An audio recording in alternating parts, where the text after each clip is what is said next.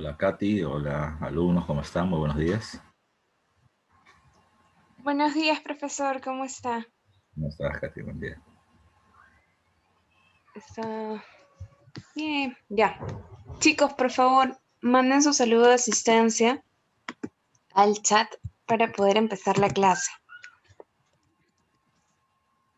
No sé qué ocurre con mi audio que aparece y desaparece, pero sé que disfrutaron de la clase de álgebra y que el profesor pudo explicar extendiéndose incluso un poquito más. Ya. Hello, ¿qué dice? Ok, vamos a ver. Se A Saulo. ver. Se Saulo, como siempre, haciendo las innovaciones idiomáticas. Marco, gracias por tu saludo. Noemí, Daniel, Israel, Andrea, Piero, Ruth, Saulo, no sé qué, bueno, hola, Israel, Jennifer, muy bien, Daniel, que ha enviado 3 saludos de asistencia. ¿Quién está presente?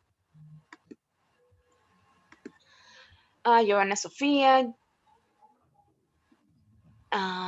Mozambique, Marcelo, ¿cómo estás, Marcelo? Bienvenido a las clases a las 10:15 de la mañana.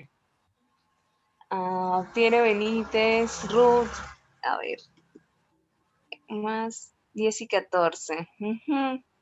Claro, ya, no voy a emitir más comentarios.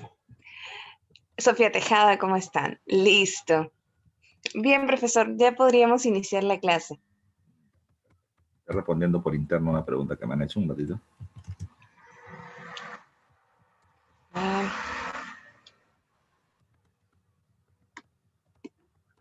ujú.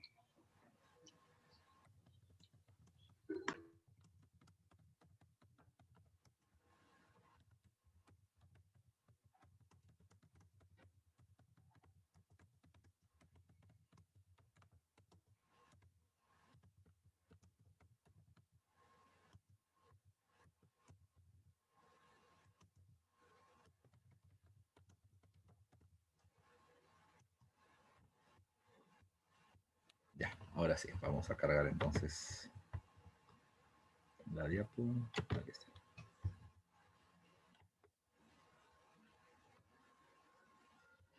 Muchachos, háganme por favor recordar, porque soy un poco olvidadizo para eso. La vez pasada hicimos incas, ¿no? Si no me falla la memoria.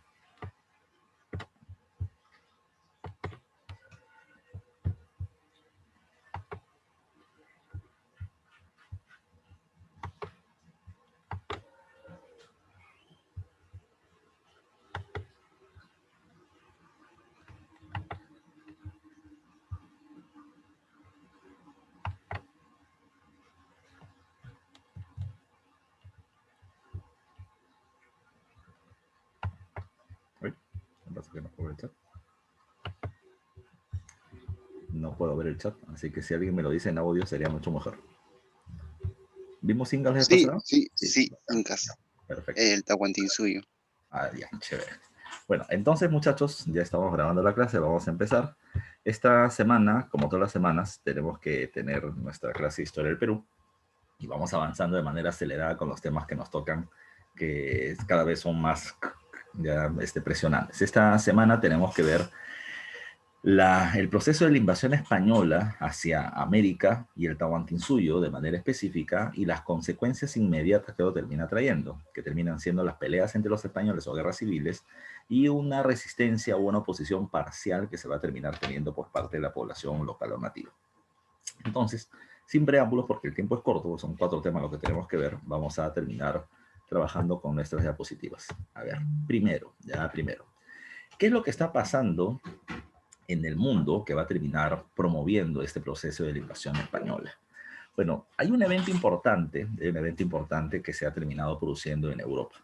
Recuerden que el Imperio Romano, en su época de mayor extensión, terminó abarcando desde la península ibérica, en el punto occidental europeo, y va a terminar llegando hasta Mesopotamia, hasta Irak, ¿ya?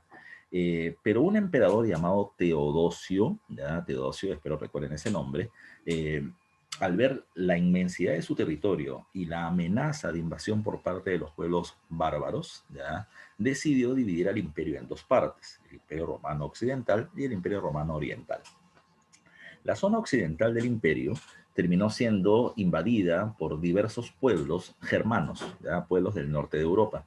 Y en el año 476, uno de ellos, el pueblo de los Érulos, ya termina tomando el control de la ciudad de Roma, retira del cargo al último emperador romano llamado Rómulo Augustulo y se termina proclamando como nuevo rey de Roma. Ese pata se llamó Odoacro. Y con eso se puso fin a la Edad Antigua, ¿ya? Y al Imperio Romano Occidental. En la periodización de Europa, esto termina dando paso a una nueva etapa llamada con el nombre de la Edad Media. La Edad Media va a culminar, de acuerdo precisamente a la cronología clásica, va a acabar en el año de 1453 con la caída del Imperio Romano Oriental o el Imperio Bizantino.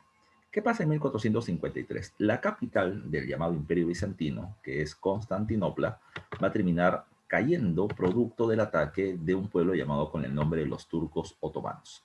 Constantinopla ya no solamente era capital de Bizancio, era una ciudad portuaria importante que servía de nexo comercial entre Europa y Asia. Los turcos en múltiples oportunidades habían intentado tomar el control de esta ciudad amurallada y fortificada y no habían logrado conseguir ese objetivo. Se va a terminar logrando la victoria gracias al líder Mehmed o Mohamed II, ¿ya? Por el uso de una estrategia militar que terminó rodeando precisamente la ciudad y además de eso por el uso de grandes cañones de artillería. Las armas de fuego van a terminar siendo la innovación militar más importante del siglo XV. Y con estas armas de fuego, repito, Constantinopla termina cayendo. Pero, ¿cuál es la trascendencia de la caída de Constantinopla?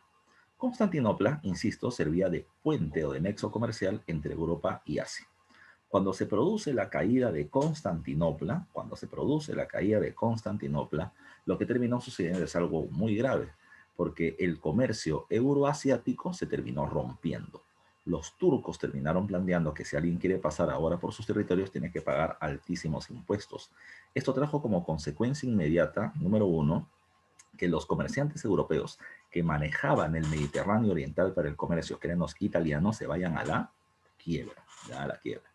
Pero el hecho de que se haya roto esta ruta de acceso comercial al Asia en el Mediterráneo oriental no significaba de que no se busque otras rutas para poder acceder al territorio de Oriente.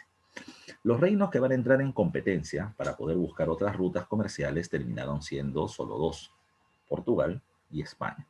La pregunta es, profe, ¿por qué no otros? ¿Ya? ¿Por qué no otros? ¿Por qué no Inglaterra y Francia, por ejemplo? Lo que pasa es que en ese mismo año, 1453, se ponía fin a la llamada Guerra de los 100 años. Inglaterra intentó tomar el control del trono de Francia y tenía prácticamente ganada la guerra, pero hubieron dos factores que terminaron jugando a favor de Francia. Uno terminó siendo Juana de Arco, mujer campesina, analfabeta, ya analfabeta menor de edad, pero que terminaba diciendo tener contacto con Jesús, con la Virgen y con los santos. ¿Ya? Ella terminaba teniendo visiones, decía ella, y para esta época, en donde la religión es muy influyente sobre la población, ella terminó, dice ella, mientras que un día caminaba por el campo, una fuerza la terminó tirando al suelo, ¿ya? Y le terminó planteando de que no tenga miedo, de que era el arcángel Gabriel que le venía a dar una noticia de Jesús. Quería Jesús que la victoria en la guerra de los 100 años la tenga Francia, y para poder ganar, Juana de Arco tenía que defender al delfín, al príncipe heredero al trono en Francia. Y si ella lograba ese cometido, Francia lograría ganar en la guerra. Juana de Arco le comunicó esto a los campesinos del pueblo de Orleans, donde ella terminaba viviendo, y los campesinos, en lugar de tildarla de loca, la terminaron tildando de visionaria, de terminar teniendo estas visiones precisamente religiosas. Así que la terminaron respaldando y se produce un gran respaldo campesino popular al ejército de Francia, lo cual va a ser importante para la victoria. El segundo elemento importante para la victoria francesa fue el uso de arcabuces o de armas de fuego. Mientras que los ingleses seguían utilizando arcos y flechas, los franceses van a terminar utilizando escopetas. Y esto le va a terminar dando un cambio radical ya al proceso de la guerra y la victoria francesa. Si bien Francia gana la guerra en 1453, su economía estaba muy golpeada después de casi una centuria de guerras, ¿ya? Y por eso es que Francia no podrá entrar a la competencia comercial. Por otro lado, Inglaterra tenía una condición diferente. Inglaterra había saqueado Francia durante mucho tiempo y tenía muchos recursos económicos, pero la derrota en la guerra hizo que se produzca un conflicto interno por el poder, o sea, una crisis política, y eso se va a llamar como la Guerra de las Dos Rosas. Producto de la crisis política interna, Inglaterra no va a poder entrar a la competencia. Por eso es que solamente quedaban España y Portugal. España y Portugal tenían algo llamado con el nombre del beneficio ibérico. ¿Qué cosa era el beneficio ibérica? Su posición geográfica. Ellos se encontraban en la zona occidental de Europa, en la península ibérica. En la península ibérica. ¿Cuál era la ventaja? La ventaja es que el comercio en el mar Mediterráneo, producto de la presencia de los turcos en Constantinopla, afectó el comercio tan importante en la región.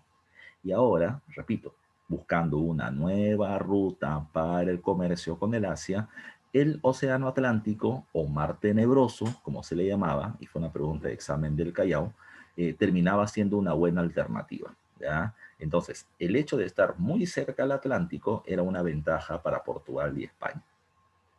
Ahora, profe, ¿me estás queriendo decir entonces que producto de la caída de Constantinopla en 1453 se van a terminar buscando nuevas rutas comerciales al Asia? La respuesta es no. La respuesta es que esto ya se venía haciendo desde hace algún tiempo atrás. En 1423, en Portugal, el príncipe, ya en príncipe Enrique el Navegante, ya terminó planteando de que para que Portugal crezca debería entrar a la actividad comercial, a la navegación comercial. Pero el problema era que en Portugal no habían empresarios, empresarios ligados precisamente a ese negocio, como sí los había en Italia. Entonces, ante el hecho de que no haya una burguesía, un empresariado ya, que entre a esta actividad, lo que hizo Enrique el Navegante fue de su propio dinero financiar la creación de una escuela naval llamada la Escuela Náutica de Sagres. ¿Ya? A partir de 1423, esta escuela naval va a comenzar a trabajar bordeando las costas del África, intentando encontrar un pase hacia el oriente, un paso hacia la India. Profesor, ¿cómo es eso que intentando encontrar si uno ve el mapa y se ve que en la zona sur tú volteas hacia el Océano Índico y estás en el Asia? Sí, pues, pero eso es lo que se conoce ahora. Para ese entonces no se conocía. Para ese entonces recuerden que se creía que la Tierra era plana y tenía límites y solo se conocía el norte del África. Más abajo estaba el fin del mundo y por eso que los barcos que se iban no regresaban nunca. Ese era el temor de los navegantes. Portugal comienza a avanzar muy lentito y va a terminar llegando a su objetivo de la India recién en el año de 1498. Pero si iniciaron sus viajes en 1423, ¿qué pasó? ¿Por qué se demoraron 75 años? No porque el viaje o porque la ruta sea tan larga, sino que lo que hay que tomar en cuenta es que estos procesos o estos grandes descubrimientos que se producen en el siglo XV no terminan siendo grandes descubrimientos para terminar haciendo libros y la gente sepa que hay otras partes en el mundo. Si bien había ese interés de conocer lo desconocido, lo que hay que tomar en cuenta es que acá hay intereses económicos, intereses comerciales. Mientras se va avanzando por las costas del África, se va obteniendo oro y diamantes, ¿ya? Y pues, evidentemente los portugueses bajaban y comenzaban a sacar esos recursos. Encontraron elefantes en gran cantidad y los mataban para poder quitarles sus colmillos. El marfil terminaba sirviendo como un objeto de lujo para empuñaduras de espadas y de dagas o de cuchillas, ¿ya? Tercero, se encontró un montón de población africana y la población africana terminaba siendo capturada, y sometida a condición de esclavitud, vendidos en Europa. Pues la gente en Europa, ¿por qué terminaba comprando esclavos? Lo que pasa es que un siglo antes, en el siglo XIV, se había producido la peste negra, ¿ya? Y la peste negra había generado la muerte, ¿ya? La muerte de un tercio de la población europea, y se había terminado generando una tremenda reducción de la mano de obra de la población.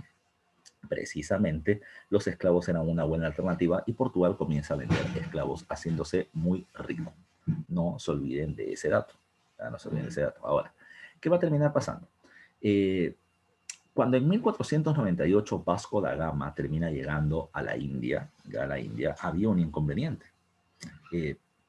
España, quien había iniciado también sus procesos de viajes para poder encontrar rutas alternativas a la India o al Oriente, había terminado llegando supuestamente a las Indias Orientales con Cristóbal Colón. Pero ya sabes que terminó llegando a América y es un cantar diferente. Ahora, Hay dos preguntas de examen de admisión en San Marcos, ya sobre el tema de los viajes portugueses. ¿Cuáles van a ser las consecuencias para Portugal, ya, para Portugal, de los grandes descubrimientos del siglo XV? Primera consecuencia, ¿ya?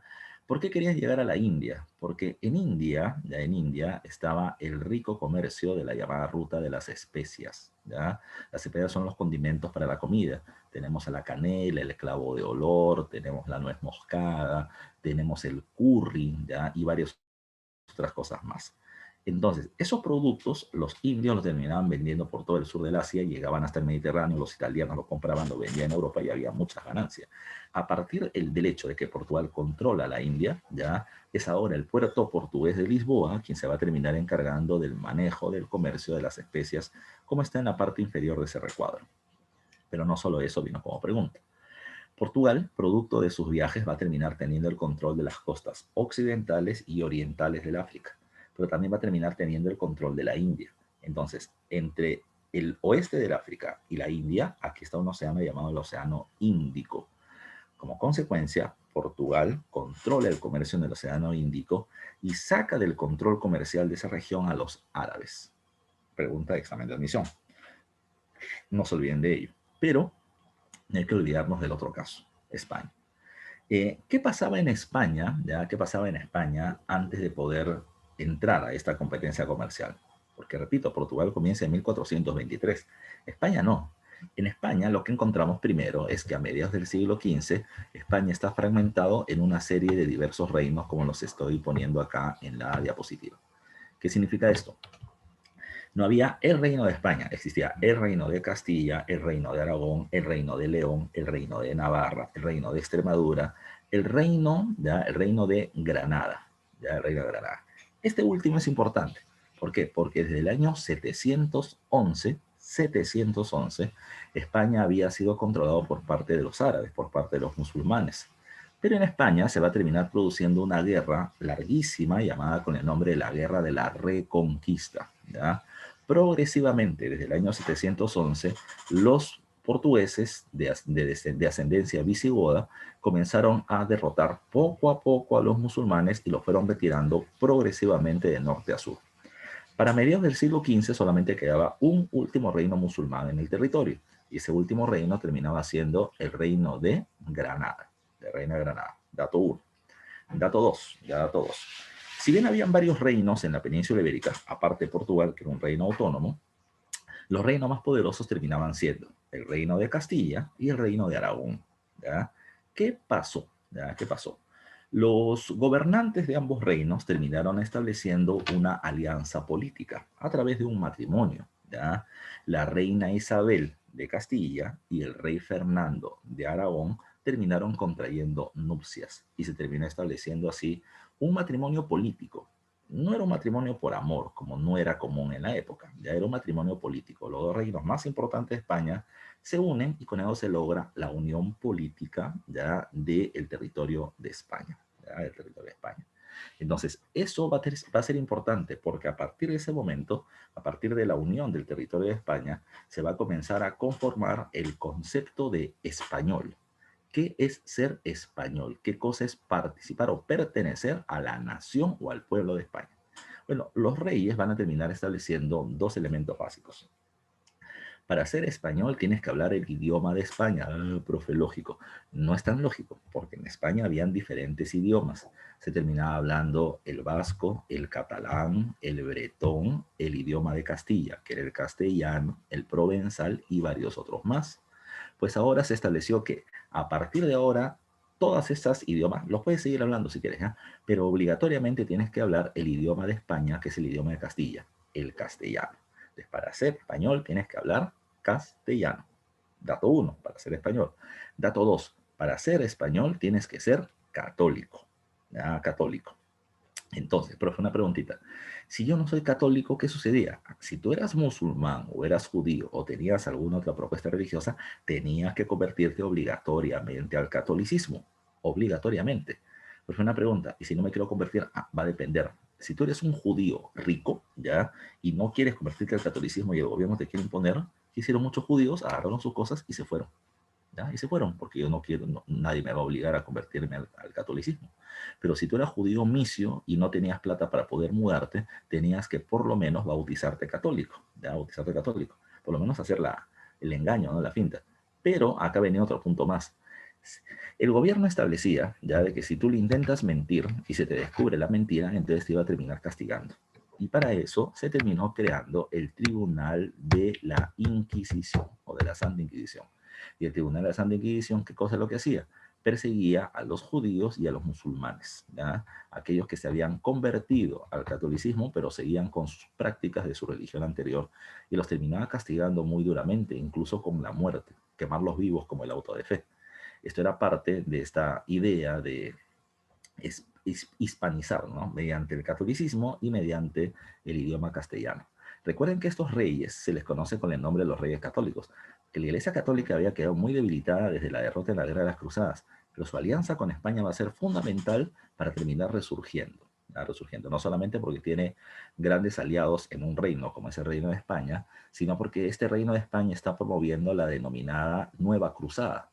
La Nueva Cruzada, ¿cuál era? Derrotar a los musulmanes en el Reino de Granada, ya en el Reino de Granada, para derrotar a los musulmanes, ya como en la Guerra de las Cruzadas, pero también para promover la expansión territorial y comercial. Entonces, ¿qué va a terminar pasando? El 1 de enero de 1492, la Guerra de la Reconquista llegó a su fin, ya llegó a su fin. Los reyes católicos, como líderes políticos, logran derrotar al Reino de Granada. Así que este reino pasa a ser católico. Su población, muchos de ellos son musulmanes todavía, pero van a estar obligados a convertirse al catolicismo. Lo otro es que a partir de la victoria en Granada, a partir de la solución del problema político interno, porque ahora ahí estaba un gobierno dirigido por parte de católicos, pues España va a terminar diciendo, ¿qué hacemos ahora? ¿Ya? Así que los reyes van a terminar viendo en el tema de la expansión comercial una alternativa de desarrollo. ¿Ya? Entonces dijeron, ya, ¿cómo podemos hacer o dónde está la región más rica comercialmente? En la India, en el Oriente. ¿Cómo podemos hacer para tener comercio con Oriente? Por el Mediterráneo no podemos porque los turcos han cerrado Constantinopla. No podemos darle la vuelta al África, como lo están intentando hacer los portugueses, porque esa es ruta comercial de Portugal. Entonces, ¿qué hacer? Es ahí donde entra la figura importante de un personaje llamado Cristóbal Colón. Cristóbal Colón va a terminar planteando que la Tierra no era plana, como se terminaba creyendo, sino que la Tierra terminaba siendo esférica como una naranja, decía él. Entonces, imaginemos que el bello rostro de tu profesor termina siendo una naranja. Entonces él decía, si nosotros queremos salir de mi nariz, de la península ibérica, hacia mi oreja, que termina siendo la India, no puedo pasar por mi pómulo, que vendría a ser el Mediterráneo, porque eso está siendo bloqueado por los turcos. Segundo, profe, entonces, ¿cómo? Entonces, podríamos cruzar por mi mentón, por las costas del África, para poder llegar a la India, pero no podemos porque esta ruta es manejada por los portugueses. Entonces, ¿qué decía él? Como no se puede utilizar esas rutas y consideramos que la Tierra es esférica, entonces podemos viajar hacia el occidente, le podemos dar la vuelta al mundo y llegamos a las Indias orientales. Ese era el plan, debe ser el plan. Pero no fue tan fácil. Cristóbal Colón le plantea esto a los llamados sabios cosmógrafos de Salamanca, que eran, digamos, los navegantes más experimentados, ya hay conocimientos de los astros y de la navegación, y cuando Colón le plantea que la Tierra es esférica, lo terminan choteando, le dicen, Colón, deje fumar esa vaina, estás haciendo tonterías, ya, lo chotean. Colón va a intentar vender su propuesta a otros reinos, ya, le ofrece la propuesta a Holanda, a Francia, a Inglaterra, a Italia, a Portugal, a todos, y todos lo chotean, todos lo chotean. Pues nadie creía que la Tierra podía ser esférica.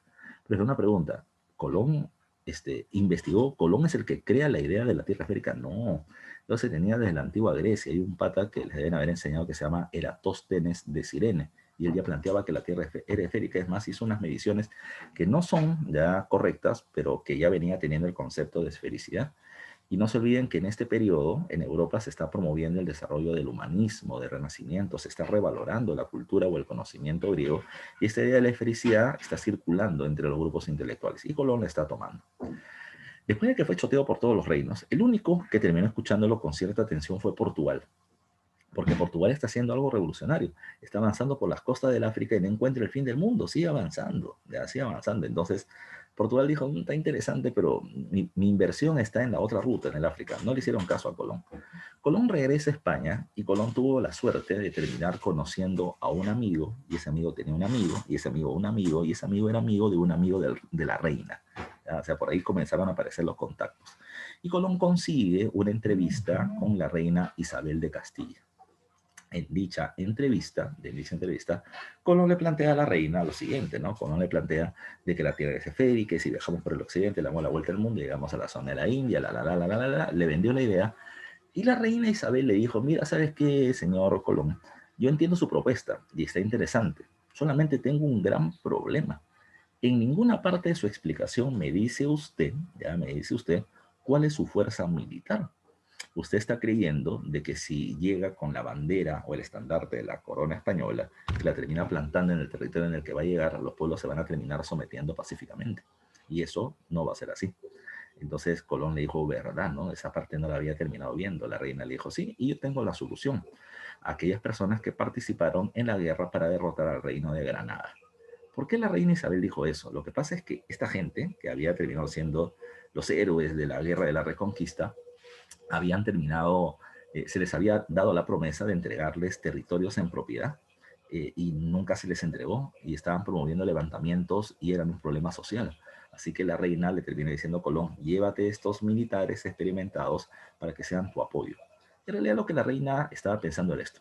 Si Cristóbal Colón está loco y la tierra es plana y él llega al límite del mundo y se muere, bueno, se muere con todos estos hidalgos que eran nobles sin tierras que les he prometido territorio y ya no frían en España. Si Cristóbal Colón tiene la razón y se descubre nuevos territorios, me beneficio yo, corona española, porque tendré nuevos terrenos y puedo agarrar a estos nobles que están pidiendo tierras y los mando para allá para que no molesten. Al fin y al cabo, voy a ganar. Bueno, con esto se va a terminar firmando un acuerdo, ¿ya? Y ese acuerdo se le conoce con el nombre de la Capitulación de Santa Fe. No se olviden, Capitulación de Santa Fe. En la capitulación, la reina Isabel de Castilla, ya la reina Isabel de Castilla, autorizó los viajes de Colón para poder llegar a las Indias. Nunca se habló de América porque no sabían que iban a llegar acá. Iban a llegar a las Indias Orientales dándole la vuelta al mundo. ¿Qué es lo que ganaba la corona? Ya la corona terminaba ganando el control de los territorios que terminen descubriéndose. Y la población se convertía en súbdito de la corona de Castilla y le tendría que pagar tributos. Segundo, Cristóbal Colón se iba a terminar quedando con una serie de títulos. Por ejemplo, el título de virrey, el representante de la corona ante la ausencia del monarca.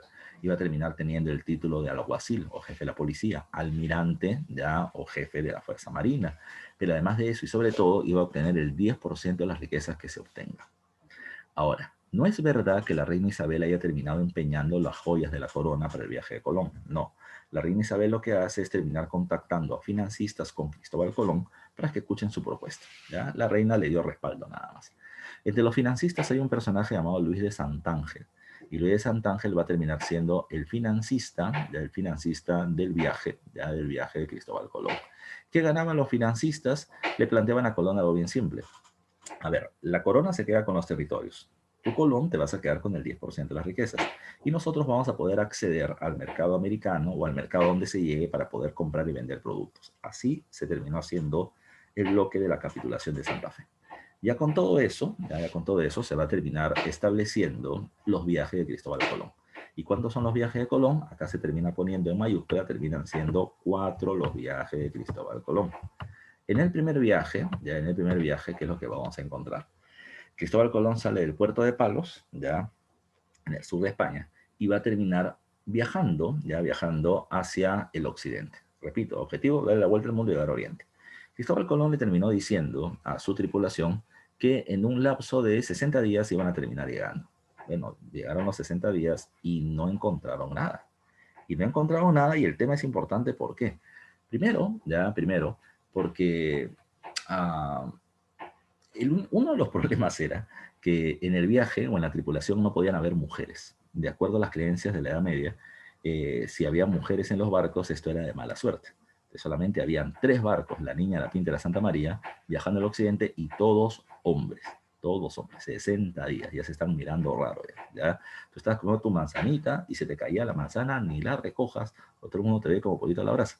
Así que ni lo recoge, que se le lleven los ratones. ¿Ya?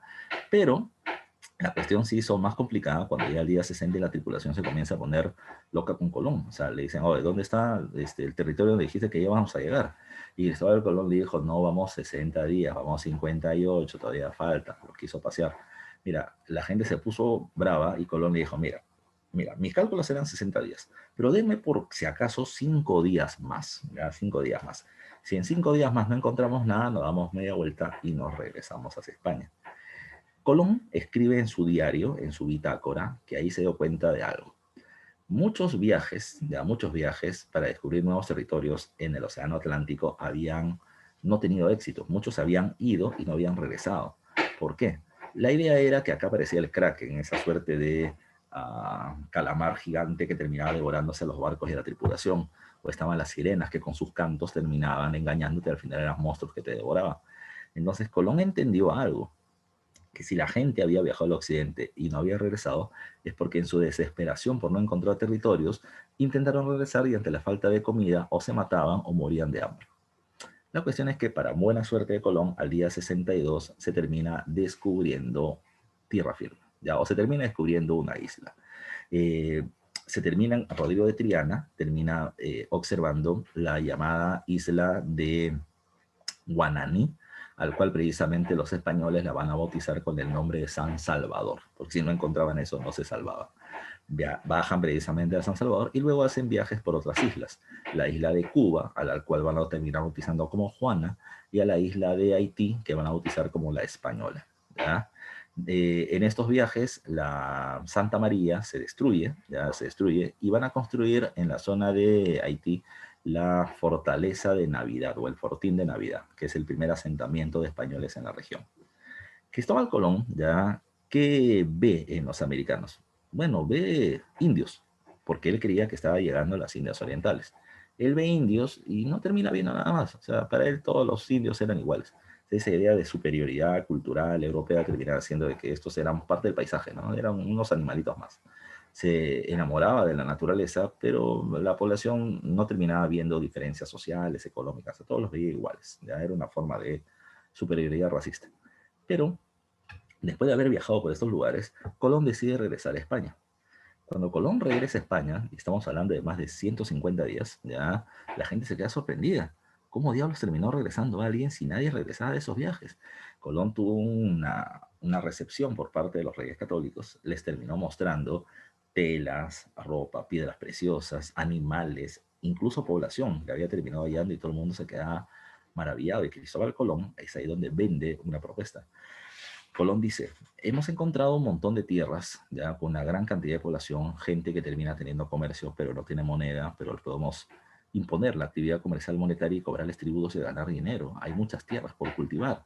Lo que falta es colonizar, es ocupar el territorio. Entonces, ¿quién quiere viajar conmigo en el segundo viaje? Mira, si para el primer viaje Colón tuvo que rogar financiamiento, para el segundo viaje le sobraba la plata y la gente. Colón viaja en ese segundo viaje con 20 embarcaciones para ocupar, para colonizar el territorio americano. Y en el segundo viaje,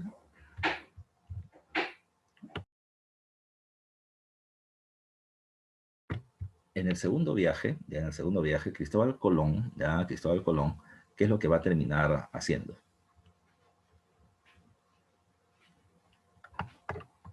En el segundo viaje, ¿qué es lo que va a terminar pasando? Cristóbal Colón va a terminar fundando una ciudad, que es la primera ciudad española en América, llamada con el nombre de la Isabela. ¿Ya? Aquí está precisamente en el segundo viaje.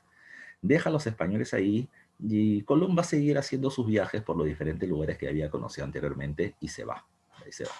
Cuando regresa en el tercer viaje, Cristóbal Colón va a terminar pasando por diferentes islas, todavía no por la Isabela, y en el tercer viaje lo más destacable es que va a pisar por primera vez tierra firme. ¿A qué se considera tierra firme? Tierra firme se le llama al suelo continental americano. En los dos primeros viajes ha pasado por islas, ahora termina llegando a las costas de Venezuela, a la desembocadura del río Orinoco. Ya, el río Orinoco. Cuando baja Colón, la gente le dijo a la orden, ya, arepa, tisana, bombita. Colón llegó ahí y luego de eso se retiró, sin saber, repito, que está llegando a un nuevo continente. Pero cuando se retira, viaja a la ciudad de la Isabela. ¿Qué encuentra en la Isabela? Que la gente lo quiso matar. Los mismos españoles lo quisieron matar a Colón. ¿Por qué, profe? Lo que pasa es que Colón había prometido cosas que no se pudieron cumplir. Los españoles llegaron, hicieron una villa, una ciudad al estilo español, ¿ya? Con ciudades divididas como si fuera un tablero de ajedrez, como la ciudad de Lima, calles, avenidas, iglesia, campanario, ayuntamiento o alcaldía, todo bien bonito. Pero una de las características de esta zona del Caribe es que aquí hay una gran cantidad de huracanes y tormentas, ¿ya?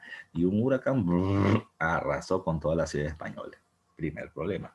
Segundo problema, los españoles llegaban con enfermedades y la viruela, la sarampión terminaron matando un montón de indios nativos, así que la mano de obra no terminaba siendo tanta.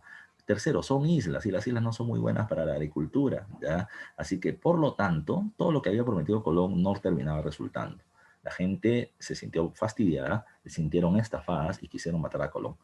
Al final a Colón no lo mataron, lo encadenaron y lo trajeron como preso encadenado hasta España.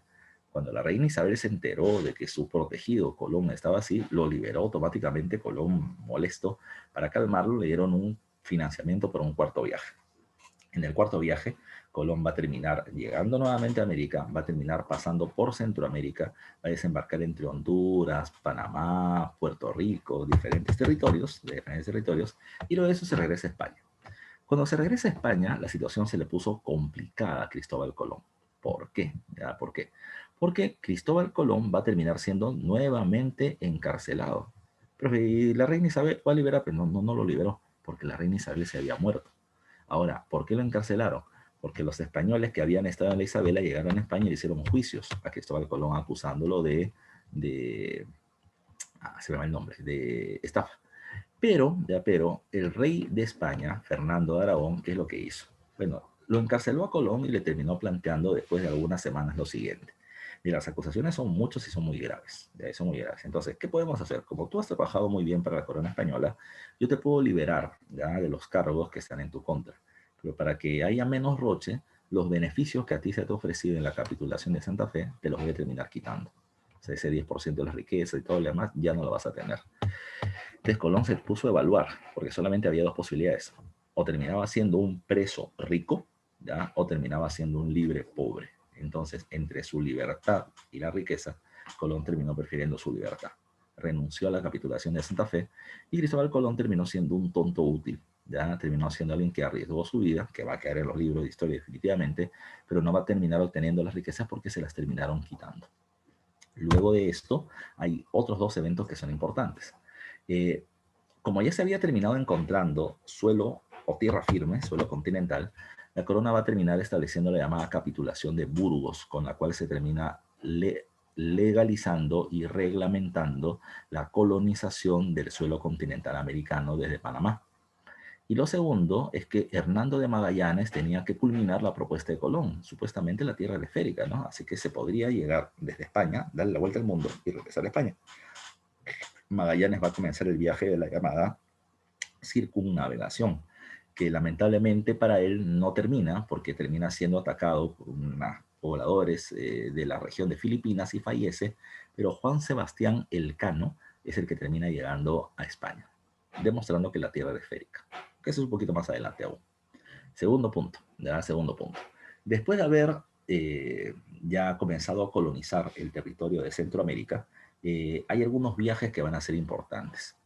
Uno de estos es liderado por un personaje que yo espero conozcan o recuerden su nombre. Su nombre es Hernán Cortés. Hernán Cortés va a terminar viajando desde Panamá hacia el norte y termina encontrando y sometiendo al imperio azteca. Cuando somete a los aztecas, estamos hablando de un imperio gigante, muy organizado, con tierras cultivables, con centros mineros y con una población, digamos, sedentaria, tributaria, y con el sometimiento de los aztecas, la corona española se va a terminar haciendo muy rica por los impuestos que termina cobrando. Y los españoles que van a estar con Cortés, evidentemente también se van a enriquecer. ¿Qué va a terminar pasando? ¿Ya? ¿Qué va a terminar pasando ahora? Lo que va a terminar sucediendo, ya lo que va a terminar sucediendo es que a partir del descubrimiento y sometimiento de los aztecas, la corona española, dirigida por el rey Carlos I, va a terminar permitiendo o, digamos así, facilitando, dando permisos para que otros viajes puedan terminar haciendo descubrimientos tan ricos o más, si se puede aún, de lo que se ha hecho con el caso de los aztecas. Desde la ciudad de Panamá van a comenzar a aparecer viajes hacia el sur, ¿ya? Buscando tierras tan o más ricas que las que ya se habían hallado. Y algunas de estas van a terminar teniendo algunos avances. Seguramente hay dos que terminan siendo importantes. Una de ellas es dirigido por un personaje llamado Pascual de Andagoya. Pascual de Andagoya termina viajando hacia el sur, ya hacia el sur, y a él le terminan dando la noticia que al sur de un río llamado el río Virú, ya Virú, se terminaban encontrando tierras ricas en oro. De la palabra Virú, ya de la palabra Virú se fue desprendiendo la palabra Pirú, y de Pirú terminó apareciendo Perú, ya. Perú era un territorio que nadie conocía, pero Perú terminaba siendo la imagen ideal, ya, de que al sur había mucho oro. ¿Ya? Ese es el territorio del Perú hacia donde ahora viajaban los españoles. Otro personaje, además de Pascual de Andagoya, termina siendo, se me va el nombre, Vasco Núñez de Balboa. ¿Ya? Vasco Núñez de Balboa había sido gobernador de la ciudad de Panamá, y cuando este personaje terminó dejando su cargo, ¿ya? Su cargo, él decidió viajar hacia el sur, para ver si es que terminaba encontrando aquellas tierras ricas en oro. Bueno, en el camino terminó saqueando una serie de pueblos nativos, pero en el momento que él estaba haciendo estos saqueos, un indio, hijo de un cacique noble, le va a terminar diciendo que si ellos quieren tierras ricas en oro, estas estaban al sur. Núñez de Balboa le dijo, mira, eso ya lo escuché, pero hasta ahorita no terminamos encontrando nada, así que no les creo. El hijo o este joven indígena le va a decir, mira, para que veas que no te estoy engañando, te voy a dar una información, Vasco Núñez de Balboa. Tú tienes que terminar viajando hacia el occidente, vas a cruzar la selva de Panamá y te vas a terminar encontrando con un mar tan grande como el del que ustedes han venido. Tomen en cuenta que los españoles han venido por el Océano Atlántico. Entonces, Núñez de Balboa hizo caso, cruzó la selva panameña y encontró el Océano Pacífico. Núñez de Balboa es considerado como el descubridor del Océano Pacífico y le da el nombre de el Mar del Sur. Pero si esa información era correcta, entonces también debía ser correcta que al sur habían tierras ricas en oro. Núñez de Balboa, por lo tanto, es el que va a terminar, o es el que debió descubrir al Tahuantinsuyo, pero no lo hizo. ¿Y por qué no lo hizo? Porque la mano derecha, el lugarteniente, el jefe militar de Núñez de Balboa se llamaba Francisco Pizarro. Y Francisco Pizarro literalmente conspiró para asesinar a Núñez de Balboa. Cuando digo conspiró es que Francisco Pizarro se hizo amigo del nuevo gobernador de Panamá, Pedro Arias Dávila, ¿ya? Y además de eso del juez de Panamá llamado Gaspar de Espinosa para sacar a Núñez de Balboa del camino. ¿Cómo lo hizo? Pizarro terminó escribiendo una carta anónima hacia la corona española acusando a Núñez de Balboa de traidor, ¿ya? La corona española desconfió de la carta, pero le preguntó al gobernador de Panamá, a Pedro Arias Dávila, ahora amigo de Pizarro, ¿es verdad que Núñez de Balboa es traidor? Y Núñez de Balboa va a y Pedro Arias Dávila va a responder traidor, no, traicionerísimo, una basura es, ¿ya? La corona terminó pidiendo un juicio justo para alguien que había sido gobernador de Panamá, pero no sabían que el juez de Panamá era amigo de Pizarro, Gaspar de Espinosa, y le hicieron un juicio de un día acusándolo de traidor y lo terminaron matando en la horca. Chao Núñez de Balboa.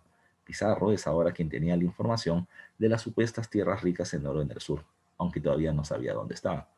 A partir de eso, se van a terminar haciendo los viajes de la conquista del Perú. Y ahora vamos con un dato. ¿Quiénes son los que van a terminar encabezando este viaje? Tú lo sabes, te lo han comentado desde que eres niño, ¿ya? Los viajes van a ser encabezados por 3 personajes. ¿Quiénes van a ser esos 3 personajes? Esos 3 personajes terminan siendo Francisco Pizarro, Diego de Almagro y Hernando de Luque. Entonces vamos a recordar algunas cositas sobre el caso. Sobre el caso. Primero, ¿ya? A ver, acá me están preguntando. Lo que pasa es que no sé por qué no puedo abrir el chat. Solamente cuando desactivo el micro me aparece el chat. Por eso no he podido ver las preguntas. Me dice, ¿los aztecas eran mejor que los incas? No eran mejor, o sea, definir mejor o peor bajo qué categoría. Lo que sí es que era una cantidad de población mucho mayor, ¿ya? Mucho mayor. Me están diciendo por acá, profe, ¿cómo invaden los aztecas o cómo invaden los españoles a los aztecas? No, lo que pasa es que los aztecas eran una confederación, eran una alianza de diferentes pueblos encabezadas por Tenochtitlán. Pero al igual que lo que va a suceder acá, eran un montón de pueblos que terminaban buscando su autonomía y vieron a los españoles como aliados. Una cuestión también es que los españoles llegan por primera vez a Tenochtitlán, fueron bien recibidos y luego van a ser expulsados por sus intentos de querer dominar el territorio. Pero cuando los españoles entraron y se fueron, dejaron enfermedades y terminaron muriendo un montón de gente, lo que facilita precisamente su retorno con el apoyo de varios pueblos, con el cual van a terminar venciendo a los aztecas, que es más o menos lo que va a terminar pasando acá también, ¿ya? Acá me están preguntando si Luke era un representante financiero, ¿ya? Y ahí viene otra cuestión más. Y me están preguntando sobre el tema de los intérpretes, ¿ya? Todo esto lo voy a explicar. Vamos, los socios de la conquista. Los socios de la conquista son Pizarro, Diego de Almagro y Hernando de Luque. Ahora, ¿por qué se habla de los socios de la conquista? Primero, lo que hay que tomar en cuenta es que los dos primeros viajes que va a terminar encabezando Pizarro son empresas privadas, es decir, son un grupo de gente que ha formado una empresa. La empresa se llama Empresa de Levante. Ese es el nombre de la empresa con el que van a hacer los viajes, ¿ya? No es que se van a levantar a alguien, simplemente es Levante porque era el nombre de una ciudad española donde salían diversos viajes, ¿ya?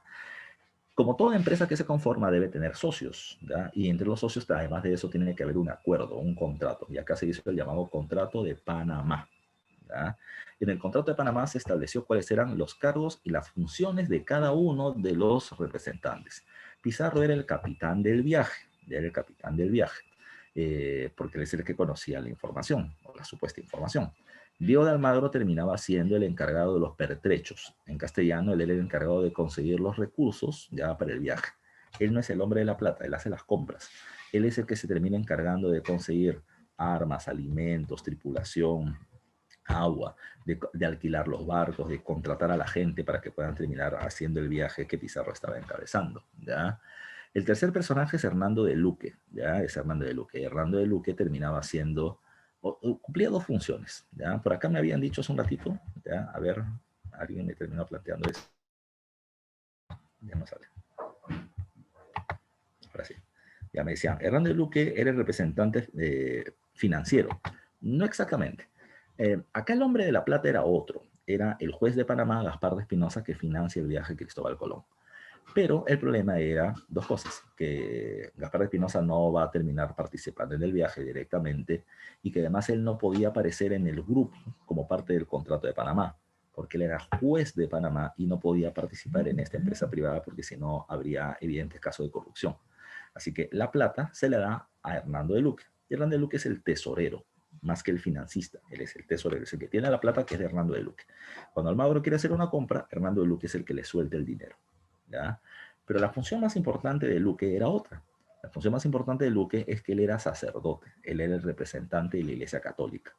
¿Y por qué era importante el caso? Porque desde hace algún tiempo atrás, ya desde hace un tiempo atrás había un problema. Cuando España va descubriendo progresivamente América y saben que es un continente diferente, ¿ya? Y que hay mucha riqueza de por medio, los otros reinos de Europa pues envidian lo que está pasando con España. Y los otros reinos de Europa quieren ingresar al territorio americano por cuestiones comerciales. Entonces van a intentar deslegitimar el dominio español sobre América, argumentando que la guerra de España sobre América era ilegal en la medida de que los territorios o que los americanos no conocían al rey de España ni tenían ningún conflicto con él. Por lo tanto, era ilegítima la invasión. ¿Qué es lo que va a terminar pasando? ¿Ya? El rey de España le va a responder a todos los demás reyes lo siguiente: si mi invasión ustedes dicen que es ilegítima porque no me conocen, entonces si ustedes invaden también va a ser peor todavía porque ustedes no lo conocen para nada. A mí por lo menos, de mí han escuchado por lo menos en invasión progresiva, pero ustedes no. Ahora, si no me conocen a mí y no los conocen a ustedes, hay alguien a quien sí debería conocer toda la población, a Jesús, ¿ya? A Jesús, a Dios. Entonces, ¿qué es lo que hay que hacer? En el momento que se termina ingresando a un territorio, pues tenían que ir adelante los representantes de la iglesia con su cruz, ¿ya? Con su cruz. ¿Para qué? Para terminar pidiendo algo llamado con el nombre del requerimiento. ¿Qué cosa era el requerimiento? El requerimiento terminaba siendo un discurso que planteaba lo siguiente: venimos en nombre de Dios y del rey de España también, pero en nombre de Dios principalmente, a conquistar estos territorios, ¿ya? Venimos no a conquistar, venimos a evangelizarlos, a convertirlos al cristianismo y salvar su alma del pecado. Ahora, eso lo hacemos por su bien. Si no quieren aceptar, lamentablemente tendremos que utilizar las armas para poder evangelizarlos, que termina siendo lo que ustedes necesitan. Entonces, siempre se necesitaba un sacerdote por delante, y ese sacerdote va a ser Hernando de Luque. Hernando de Luque es el representante de la iglesia que hace el requerimiento y es el tesorero del viaje. Ahora, no solamente están Pizarro, Almagro y Luque, 3 personas, no, hay otra gente que está con Pizarro, y esa otra gente son las llamadas huestes peruleras, así se les suele llamar, o sea, la gente que va a terminar viajando. La gente que está viajando no terminan siendo nobles, científicos, intelectuales, no, deben ser un montón de pirañas, ¿ya? Es un montón de gente de España, es un montón de gente de España, o que eran pobres, o que eran gente de mal vivir, ¿ya? Que en España no tenían nada, ¿ya? Y que comenzaron a venir a América con el objetivo de terminar cambiando su condición socioeconómica. Ellos consideraban que si terminaban descubriendo algún territorio importante se podían hacer muy ricos, podían hacerse dueños de tierra, podían cambiar su condición. Por eso es que terminaron viajando y esas son parte de las huestes, ¿ya?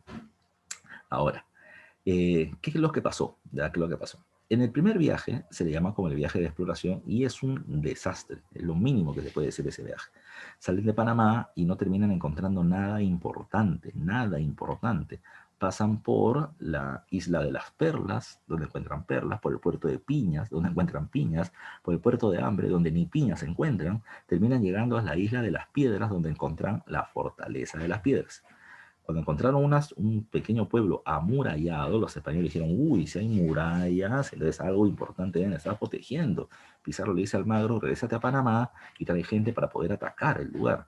Cuando Almagro se fue, en la madrugada, la gente de la Fortaleza de las Piedras atacaron en una emboscada a la gente de Pizarro.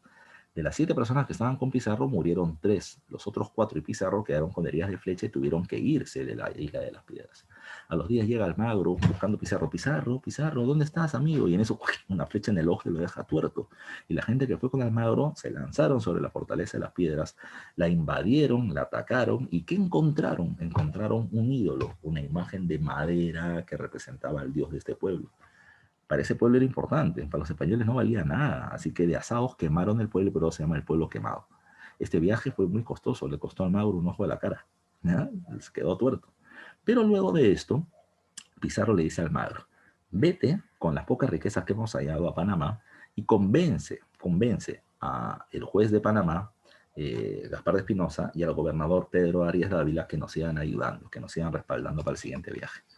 En el siguiente viaje hay 2 problemas. Primero, comienzan a avanzar ya no por mar, sino por tierra, por la selva de Panamá y Colombia. Y lo único que van a terminar encontrando es ataques de población nativa que conocía la selva y les tiran flechas, lanzas, dardos venenosos.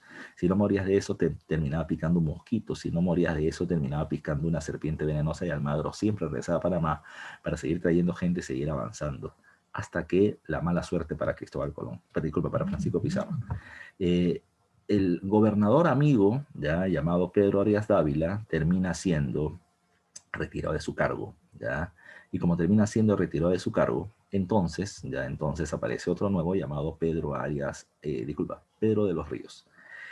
Pedro de los Ríos recibe una carta pidiéndole auxilio por parte de la gente que estaba con Pizarro, ¿ya? Diciéndole la siguiente frase, que alguien debe haber escuchado: mírelo bien, gobernador, sépalo bien por entero, que allá va el recogedor y aquí queda el carnicero. ¿Ya? El recogedor era Almagro, que le está diciendo, por favor, ¿ya? El recogedor era Almagro, que estaba trayendo gente a Panamá para continuar con el viaje, y el carnicero era Pizarro, que los estaba mandando a morir. Le está diciendo, por favor, rescátanos, entérate de lo que está pasando.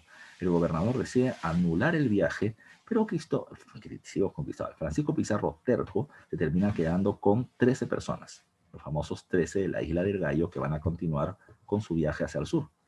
En este avance del viaje nuevamente van a terminar llegando hacia el Tahuantinsuyo, ¿ya? Van a terminar llegando primero al pueblo de los Tumpis en Tumbes, y luego van a terminar avanzando hacia el sur, llegando hasta Ancash, ya a la desembocadura del río Santa, viendo la gigantesca Chanchán y los campos de cultivo que tenían, pero dándose cuenta que no podían desembarcar por 2 problemas. Eran muy pocos, y además de eso no tenían permiso ni del gobernador de Panamá ni de la corona española para invadir. El acuerdo entre ellos fue que se iban a quedar callados, no iban a terminar dando noticia de lo que han terminado descubriendo, y que Pizarro era el que tenía que ir a negociar a España el respaldo para un nuevo viaje. Es así que Pizarro va a terminar yendo a España y va a terminar estableciendo el acuerdo de la capitulación de Toledo, ¿ya? Que está por acá. A ver, ¿qué me están preguntando por el chat?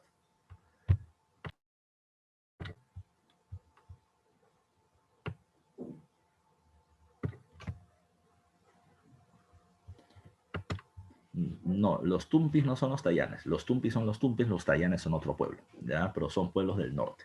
Ahorita, en el caso de los tayanes, ¿qué pasó? Cuando se fue viajando en el segundo viaje hacia el sur, se va a terminar encontrando una embarcación con indios tayanes que terminaban siendo comerciantes. Y a estos se les captura, ya se les captura, les van a terminar diciendo de que los guíen para el viaje. Es ahí donde está la otra pregunta que pusieron hace un rato, profe, ¿y el idioma? ¿Y el idioma? Ah, no, lo primero es que al principio se van a entender por señas, ¿no? Agarraban objetos de cerámica, ya de oro, y le decían, esto, ¿dónde? ¿Dónde hay? ¿Ya? Y los otros decían, al sur, al sur. No se entendían por el idioma, pero estaban preguntando por este caso. Entonces, ¿qué sucedía? ¿Ya? ¿Qué sucedía? El viaje al sur se hizo con el liderazgo de los tayanes, y luego a estos tayanes los van a llevar a España. Los van a terminar bautizando, ya los van a terminar bautizando con el nombre de Francisquillo, Felipillo y Martinillo. Y estos van a terminar siendo los futuros lenguas o traductores. Felipillo, sobre todo, que es el más destacado. Ahora, insisto, se van para España, ya se van para España, Pizarro como representante de la gente del viaje, y cuando Pizarro va a negociar con la corona. Bueno, el rey de España no estaba solucionando un problema en Alemania, que también era su reino, que era el tema de la reforma protestante de Lutero. Pero estaba su esposa era la reina de Portugal, la reina Isabel. Entonces, Pizarro le termina planteando de que se ha terminado descubriendo un territorio de amplias riquezas, ¿ya? Y que por lo tanto necesita el permiso de la corona para poder hacer el viaje. El gobierno español firma la capitulación de Toledo y le termina dando la autorización a Pizarro y su gente para que conquisten el Tahuantinsuyo. Lo que viene a continuación es la parte de la negociación, ¿ya? ¿Qué cosa quieren los patas que van a hacer la conquista o el descubrimiento? Entonces, Pizarro, como era el capitán, ya se había acordado entre los socios, ¿ya? De que Pizarro iba a ser el gobernador del nuevo territorio. La corona española estableció que desde la línea ecuatorial, ya desde la línea ecuatorial, 200 leguas hacia el sur, que eran más o menos una suerte de 1000 kilómetros, se iba a terminar estableciendo la gobernación de la Nueva Castilla. Y la Nueva Castilla iba a ser dirigida por el gobernador, jefe político, y capitán general, jefe militar, de Nueva Castilla, que era Francisco Pizarro. Hasta ahí no había problema. Pero la corona le pregunta a Pizarro, ¿y tú no tienes socios? Y Pizarro dijo, sí, Diego de Almagro y Hernando de Luque. ¿Y qué cosa quieren ellos? Ya, Diego de Almagro quería ser nombrado adelantado, fundador de ciudades. ¿Y por qué era importante ese cargo? Porque si él fundaba ciudades y las repartía, él y su gente iban a quedarse con propiedades, ¿ya? Y Hernando de Luque quería ser obispo de América, jefe de la Iglesia Católica en todo el continente. Bueno, cuando le preguntaron a Pizarro, ¿tienes socios? Él dijo, sí. ¿Y qué cosa quieren tus socios? Pizarro dijo, no quieren nada, ¿ya? Son personas humildes y todo lo hacen por la corona española. Y la corona dijo, pero algo deben querer, dime tú qué has visto. Y Pizarro le termina contando del pueblo de los Tumpis, que era una ciudad pequeña, bien ordenada, que los españoles habían quedado maravillados con ellos. Y la reina dijo, pues no hay nada más que decir. El señor Diego de Almagro será alcalde de Tumbes y Hernando de Luque será obispo de Tumbes. Obispo de Tumbes, él quería ser obispo de América y le dieron Tumbes, que era chiquitito, ¿ya? El otro quería ser adelantado y al final lo terminan anclando a una pequeña ciudad que es Tumbes. Pizarro sale muy bien de este acuerdo, es el que más beneficios termina teniendo, el más beneficiado. Sabía que sus socios no les iba a gustar. Antes de regresar a América, Pizarro se va a su pueblo, ¿ya? Su pueblo se llama Trujillo, en el reino de Extremadura en España, no el Trujillo de nuestra costa norte. Trujillo se llama su pueblo. Él va al lugar de donde él había salido como un criador de chanchos pobre y analfabeto.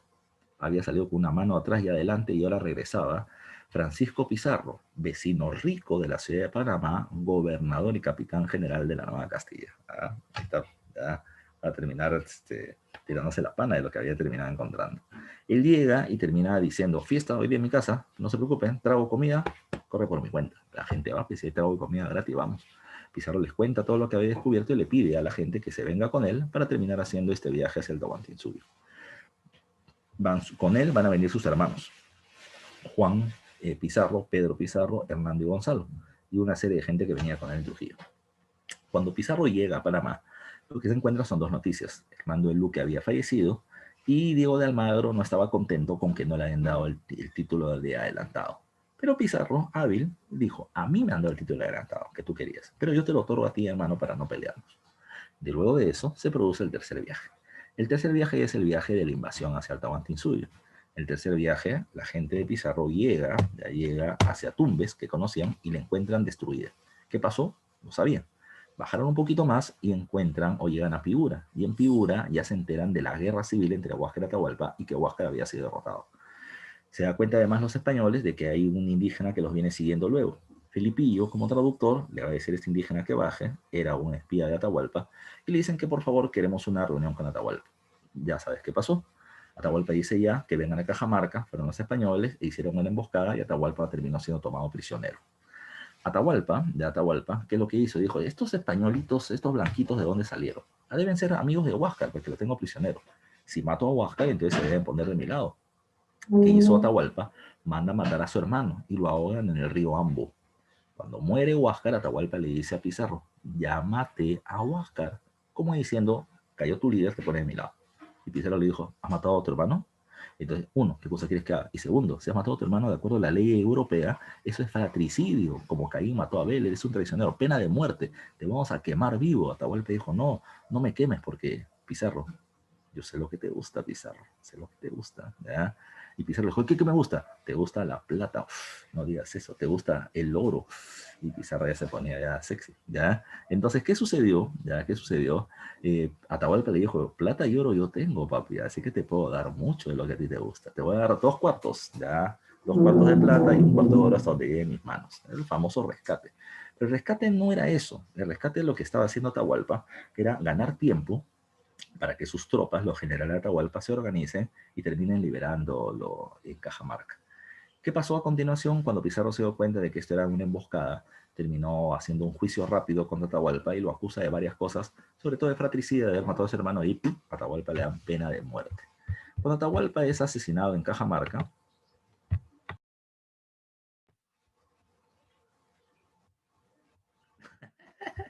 Israel dice que Pizarro es como Sheila, le pintaron oro, ¿ya? Y lo dejaron cojo.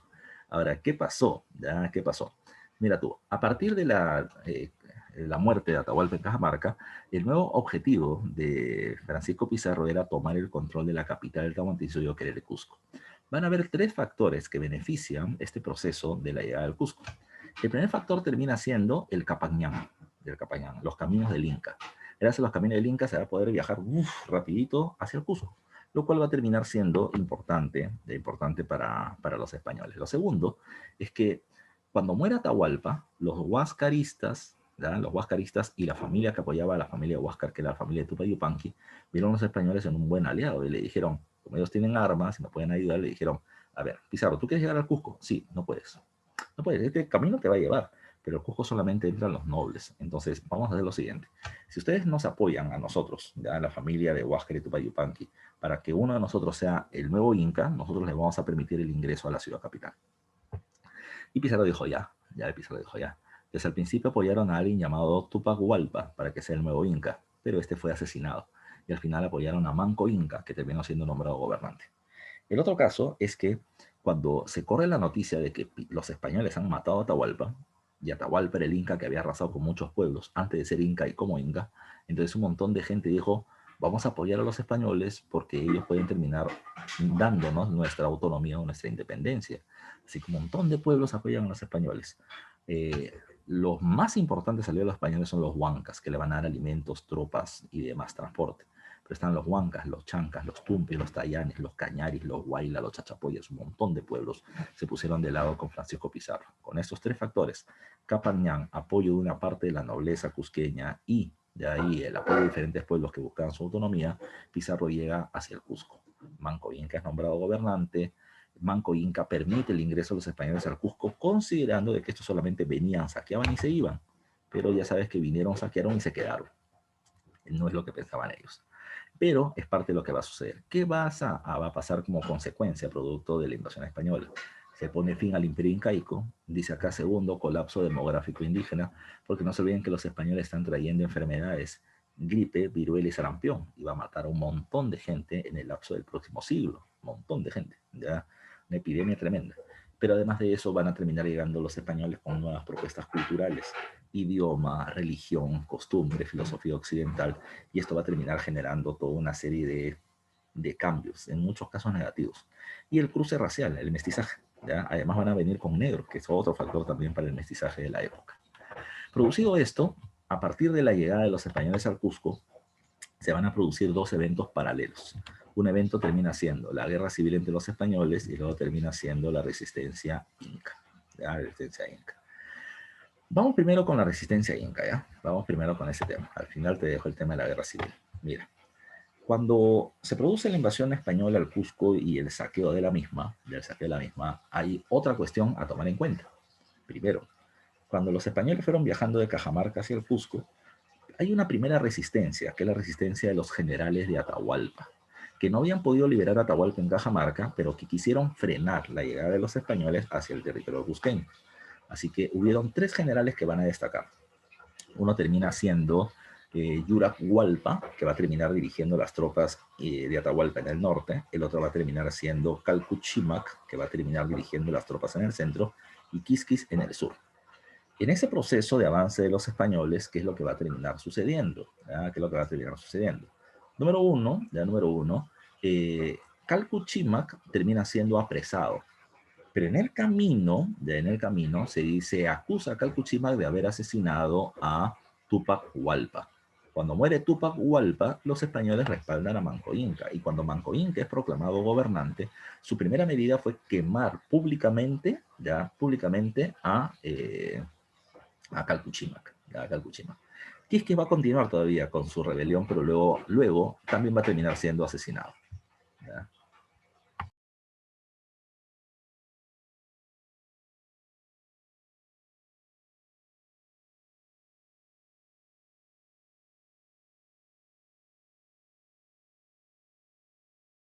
Ya. Entonces, ¿qué va a terminar pasando ahora? ¿Ya? ¿Qué va a terminar pasando ahora? Manco Inca pasa de aliado de los españoles a enemigo de los mismos. ¿Por qué? Te explico rápidamente. ¿Ya? En el año 1536, y esto ha sido pregunta de examen de admisión, Manco Inca pasa a rebelarse contra los españoles. Número uno, porque los españoles no terminaban respetando su autoridad, la autoridad de Manco Inca. Profesor, ¿algún ejemplo de eso? Sí, un par de ejemplos. Primero, cada vez que Pizarro quería tomar una decisión, siempre se reunía con Manco Inca, entre comillas, respetando su cargo. Pero apareció un problema. En una reunión, Manco Inca estaba acá, Pizarro estaba acá al frente, ¿ya? Pero Pizarro no podía hablar con Manco Inca, porque Manco Inca es el hijo del sol, es el Inca. Ese es un ser divino, con él no se puede conversar. Acá había un intermediario de Manco Inca, que era el traductor. Pizarro le hablaba a él le hablaba a Manco Inca le respondía a él le hablaba a Pizarro. Hasta que un día Pizarro se aburrió porque quien realmente tenía autoridad era él. Así que se paró con su armadura y con su guante de hierro y ¡pah! Le metió una cachetada que le volteó la cabeza. ¿Ya? Así que a partir de ahora, Pizarro le terminó diciendo, acá el que dirige la reunión soy yo. Cada vez que quieres conversar o me quieres hacer algo, me debes a mí. ¿Ya? Con eso Pizarro mostraba su autoridad y Manco Inca le decía, ya, pues ya está bien. Segundo. Otro problema más.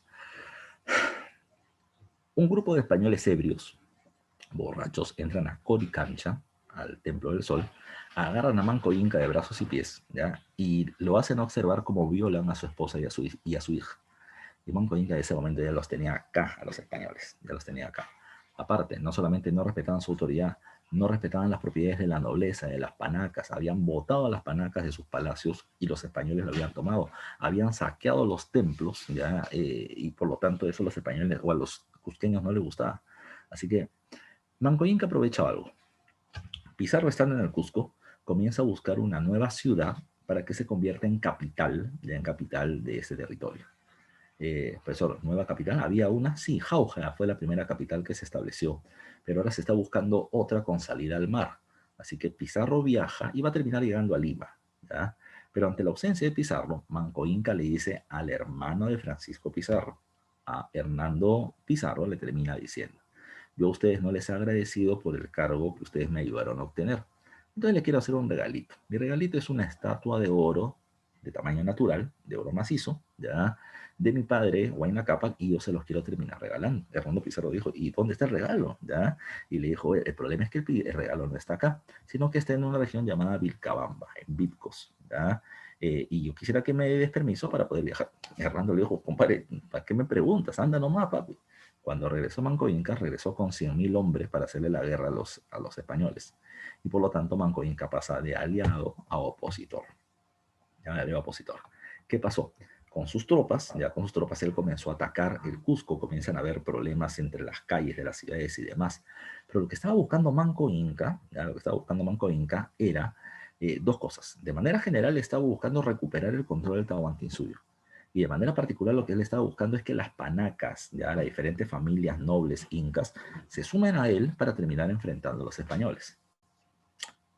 Para su mala suerte, hubieron dos problemas. Uno, el hecho de no terminar lanzándose a atacar terminó debilitando su rebelión. Y lo segundo es que cuando él está atacando el Cusco, alguien aparece. ¿Quién es ese alguien que aparece? Ese alguien se llama Diego de Almagro. Pues Diego de Almagro apareció, ¿que dónde estaba? Lo que pasa es que cuando los españoles tomaron el control del Cusco, a Diego de Almagro le cayó una muy buena noticia. La noticia era que la corona española se había dado cuenta que había cometido un error. Pizarro y Almagro eran capitanes del viaje, ya del viaje hacia el Tahuantinsuyo, pero le habían dado muchos beneficios a Pizarro y muy poquitos a Almagro. Entonces la corona española, para compensarlo, terminó nombrando a Diego de Almagro como gobernador y capitán general, pero de un nuevo territorio llamado Nueva Toledo, llamado Toledo. Entonces, cuando Almagro recibió esa noticia, él y la gente que había peleado con él estaban contentos porque ahora su líder podía repartir territorios, ¿ya? Podía entregar encomiendas, que ya veremos qué es eso. Así que Almagro se fue para el sur, pero el problema era que mientras más al sur viajaba por la costa, las tierras eran más áridas, ¿ya? Y por lo tanto las riquezas terminaban siendo menores. Entonces, Almagro decide regresar al Cusco y reclamarlo como suyo, ya reclamarlo como suyo. El problema es que la gente Pizarro ya se lo había repartido y encima estaba la rebelión de Manco Inca. Diego de Almagro, ya Diego de Almagro, se suma a los pizarristas, enfrentan a Manco Inca y las panacas decidieron no meterse en la rebelión de Manco Inca. Esta rebelión fracasó. Por más que Manco Inca terminó tomando la parte alta del Cusco, Sacsayhuamán, los españoles con arma de fuego y con apoyo de los huancas terminaron derrotándolo a Manco Inca. Manco Inca derrotado se terminó trasladando a Vilcabamba, a la selva del Cusco, y la rebelión de Manco Inca fracasó. A partir del traslado a Vilcabamba nace la llamada etapa de la resistencia de los incas de Vilcabamba. Estos incas de Vilcabamba van a realizar una resistencia larga contra los españoles, pero sin éxito, sin fuerza, ¿ya? Sin fuerza. Lo que ellos van a ir logrando es esto: al darse cuenta que no podían derrotar a los españoles, en lugar de recuperar el Tahuantinsuyo, van a ir buscando obtener solamente beneficios particulares, ya lo más que se pueda, pero sabiendo que no van a poder recuperar el Tahuantinsuyo por completo. Manco Inca retoma las acciones militares, es más, se une a un grupo de almagristas, ya te diré luego por qué, pero Manco Inca terminó siendo asesinado por estos mismos españoles. A la muerte de Manco Inca, su hijo Sairi Tupac asume el liderazgo, pero en lugar de continuar las acciones militares, Sairi Tupac dejó de lado la rebelión armada, vino a Lima y negoció con el virrey su rendición. Él terminó planteando algo, ¿ya?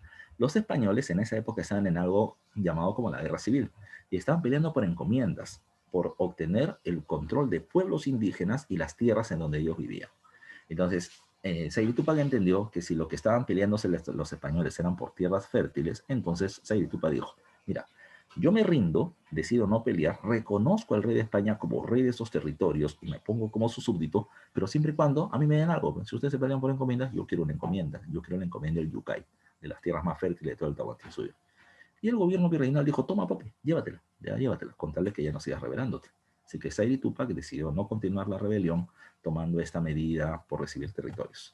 ¿Qué pasó? Su hermano, llamado Titu Cusi Yupanqui, dijo: no. Acá el que se ha terminado ya rindiendo es Sairi Tupac. No somos todos los que vivimos en Vilcabamba. Así que, por lo tanto, nuestra rebelión continúa. Titu Cusi Yupanqui sigue haciendo enfrentamientos contra los españoles durante algún tiempo, pero luego de un tiempo dice: ya, ¿sabes qué? Me aburrí, ya no quiero seguir peleando. Más bien, vamos a terminar firmando un acuerdo de paz. Ese acuerdo de paz se llamará la Paz de Acobamba, como dice acá en el cuadro de Titu Cusi Yupanqui. En la Paz de Acobamba, ¿qué se establece? Dice el Titu Cusi Yupanqui esto: yo reconozco al rey de España, Felipe II, como rey de estos territorios, pero quiero que él también me reconozca a mí como rey. Y mi reino, ya que yo quiero que él reconozca, es el reino de Vilcabamba.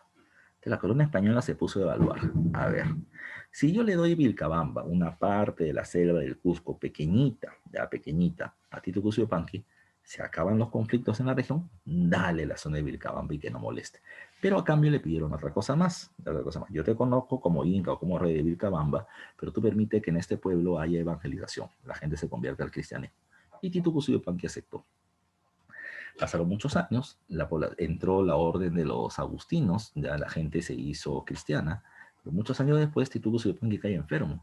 Los indígenas le piden a los sacerdotes que por favor curen a Titu Yupanqui. Le preparan un brebaje, una bebida, el otro toma y se murió. Y estaba enfermo en realidad. Pero los indígenas creyeron de que esto fue un asesinato, así que persiguen a los sacerdotes, los terminan matando, los terminan empalando, les meten un tronco por el recto y los terminan matando así a los sacerdotes que supuestamente habían aniquilado a Titu Cusi Yupanqui. El hermano de Titu Cusi Yupanqui, Tupac Amaru, ya va a ser el que ahora asume el liderazgo y continúa o retoma las acciones militares contra los españoles. Pero hay otra cuestión a tomar en cuenta. Lo que hay que tomar en cuenta ya es que para ese momento en el Perú ya había llegado un nuevo virrey, el quinto virrey del Perú, de 1569, llamado Francisco de Toledo. Y entre las medidas de Toledo estaba ponerle fin a las rebeliones que se estaban produciendo en aquel momento. ¿Qué hizo Toledo? Bueno, Toledo terminó enviando una misión a Vilcabamba, terminó capturando a los líderes de la rebelión, entre ellos Tupac Amaru I, lo trajeron al Cusco y en el Cusco lo van a terminar ajusticiando. A todos los líderes, a todos los curacas, a todos los líderes indígenas del Cusco, los terminaron trayendo a la plaza central para que todos vean cómo Tupac Amaru iba a ser asesinado. Y frente a todos, como está en este dibujo de Guamán Poma, a Tupac Amaru le van a terminar cortando la cabeza en la ciudad del Cusco. Luego de cortarle la cabeza, su cuerpo va a ser cortado en pedazos, lo descuartizan y cada una de las partes de su cuerpo es llevado a los diferentes pueblos del Cusco para que todo el mundo vea de que el Inca había muerto, de que ya no había más líderes, que si alguien se revela, así va a terminar. Así que por lo tanto la situación se puso complicada. ¿Cuál va a ser la consecuencia? La consecuencia es que tras este regicidio, tras la muerte del rey, se somete definitivamente a la élite incaica, por lo menos a la que quedaba como rebelde, ¿ya? Segundo, va a terminar apareciendo otra cuestión más. Para muchos autores, como no se pudo derrotar militarmente a los españoles, lo que ahora va a ser, o lo que ahora se va a observar, es una resistencia ideológica. Por ejemplo, aparece el movimiento Taquioncoy, el movimiento de la enfermedad de la danza, se le va a terminar llamando, porque se acusa a un grupo de indígenas de intentar rechazar la religión cristiana y de intentar retomar el culto a las huacas, el culto a las divinidades andinas con ese movimiento Taquioncoy, que van a ser supuestamente en Cusco y se va a terminar expandiendo por Huancavelica, por Ayacucho, por Junín, ¿ya? Pero al final terminó siendo derrotado. También cuando muere Tupac Amaru I nace un mito, el mito del Incarrí. Se dice de que las partes del cuerpo del Inca se reunirán con la cabeza, enfrentará al rey de España, a España Rí, ¿ya? Lo derrotará, lo expulsará y por lo tanto se retomará el Tahuantinsuyo. Es una idea mesiánica, una idea de que en algún momento va a terminar apareciendo un líder enviado por los dioses que va a resolver nuestros problemas y se va a terminar recuperando la época de poder, ¿ya? De poder para el Tahuantinsuyo. ¿Ya? Esto va a ser retomado en el siglo XVIII con las rebeliones indígenas, con un patita que se hace llamar Tupac Amaru II, o sea, el Condorcanqui. Pero por otro lado también la corona española, aunque más adelante todavía, para intentar anular estas creencias religiosas, se va a terminar estableciendo la llamada extirpación de idolatrías. La población indígena va a ser reducida, ¿ya? A diversos poblados dispersos, llamados reducciones, alejándolo de sus huacas, de sus lugares sagrados, de sus pacarinas, para imponer el cristianismo con cada vez más fuerza. Eso es lo que viene pasando con la resistencia inca. Pero de manera paralela, como te decía hace un rato, se está produciendo la guerra civil entre los españoles. ¿Qué pasó por acá? Ya mira tú. Recuerden que los españoles que vinieron a América querían hacerse ricos, ¿ya? Y la riqueza estaba ligada a la gran propiedad sobre la tierra, ¿ya? La corona española no dio gran propiedad sobre la tierra. Lo que la corona española terminó dando fue permiso a los gobernadores para que terminen repartiendo encomiendas, ¿ya? ¿Qué era una encomienda? Acá está, acá dice al costado. La encomienda terminaba siendo un pueblo indígena y este pueblo indígena era entregado a un español, ¿ya? El pueblo no era entregado como propiedad, ni el pueblo ni las tierras. Los indios no eran entregados como esclavos. Los indios, el pueblo, eran entregados a un español para que el español los cuide, ¿ya? El español tenía que protegerlos, educarlos y evangelizarlos, convertirlos al cristianismo. A cambio, la población indígena seguiría siendo libre, pero en esta condición de libertad ellos van a terminar trabajando sus tierras y parte de lo que produzcan se le va a terminar entregando al español como tributo, ¿ya? Tributo indígena. Eso ha sido pregunta de examen de admisión. ¿Qué ganan los españoles que reciben una encomienda? Repito, no ganan ni tierras en propiedad ni terminan ganando esclavos. Lo que van a terminar ganando son tributos. El tributo indígena es lo que ellos van a terminar ganando. No se olviden. Ya no se olviden. ¿Ya? Puedo te estoy respondiendo ahorita a Nayeli. ¿Ya? La encomienda termina siendo un pueblo, ya un pueblo indígena entregado a un español. ¿Ya? El español los protege, los educa, los evangeliza, bien entre comillas porque los va a explotar, y a cambio van a terminar los indígenas entregando una parte de su producción como tributo, que es el tributo lo que termina ganando el español. ¿Ok? Ahora, ¿qué es lo que va a terminar pasando? ¿Ya? ¿Qué es lo que va a terminar pasando? Las encomiendas no todas eran iguales. Habían encomiendas ricas y habían encomiendas no tan ricas. ¿Ya? ¿De qué dependía la riqueza de una encomienda? Número uno, si la encomienda era la entrega de un pueblo, entonces, mientras más gente vive en el pueblo, son más gente que va a pagar tributo. Entonces, por lo tanto, es una mayor fuente de riqueza para el español. Ahora, ¿cómo es que va a terminar pagando más tributo si lo que ellos obtienen termina siendo más o menos productivo? Es decir, también dependía de la fertilidad del suelo. Y no todos los suelos eran iguales.